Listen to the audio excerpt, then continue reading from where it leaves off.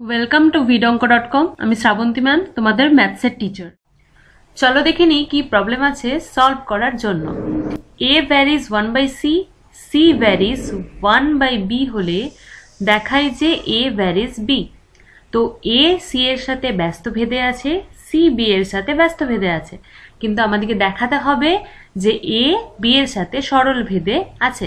তা আমরা যদি এরকম একটা দেখাতে পারি যে a equals to something constant, ঠিক আছে, কনস্ট্যান্টটাকে আমি c হিসাবে লিখছি, ইন্টু বি, এটা যদি আমরা ফাইনাল আনসারটা লাইনে আসতে পারি তাহলেই a ভ্যারিজ b আমরা ক্যালকুলেট করে নিতে পারবো, মানে বলে দিতে পারবো। ঠিক আছে, তো চলো এটা লিখে নিই আগে। তো রিলেশন আছে আমাদের a ভ্যারিজ 1/c, তার মানে কি বলা যেতে পারে a ইকুয়ালস টু k1/c, যেখানে k1 নট ইকুয়ালস টু 0 আর ধ্রুবক রাশি।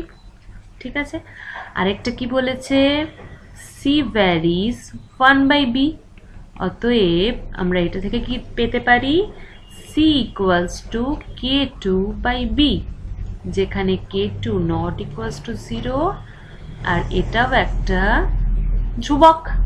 ওকে, তাহলে ফাইনাল আমরা স্টার্ট করব এই রিলেশনটা থেকে, মানে a ইকুয়ালস টু k1/c। ওকে, আবার c সমান আমরা কি জানি, রাইট সাইডে লিখে নিচ্ছি, যেহেতু c সমান k2/b, এই ভ্যালুটা আমরা এখানে পুট করে দেব। k1 ইন্টু c মানে কি 1 কি হয়ে যাবে k2/b, তাহলে বিটা উপরে উঠে যাবে, k1/k2 হয়ে যাবে, মানে এটা b k1/k2। ওকে, তাহলে এর থেকে কি বলতে পারবো a ভ্যারিজ b।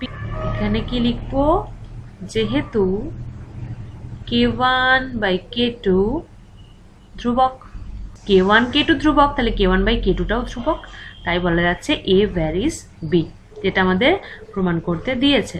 প্রুভড। ভিডঙ্কের সাথে যুক্ত থাকার জন্য অনেক ধন্যবাদ। এই ধরনের প্রবলেমের সলিউশন পেতে অবশ্যই আমাদের ওয়েবসাইট ফলো করতে থাকুন।